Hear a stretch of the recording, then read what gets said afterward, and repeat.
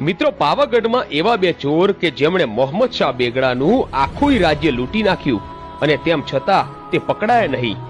અને આ બે ચોર જ્યારે પણ ચોરી કરવા જતા ત્યારે ગઢ પાવાની મહાકાળી માને એમની સાથે લઈ જતા.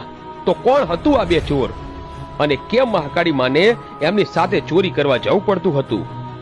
તો આવો જાણીએ ગઢ પાવાની મહાકાળી માના પરમ ભક્ત એવા ખાપરા અને ઝવેરીનો ઇતિહાસ. મિત્રો, પાવાગઢમાં પતઈ રાજાના રાજ પછી મોહમ્મદ શાહ બેગડાનું રાજ ચાલતું હતું અને ત્યારે મોહમ્મદ શાહ બેગડો એવો માથાભારે રાજા હોવાની છાપ ધરાવતો હતો. અને એ વખતે પાવાગઢમાં બે ચોર હતા. એકનું નામ ખાપરો અને બીજાનું નામ ઝવેરી.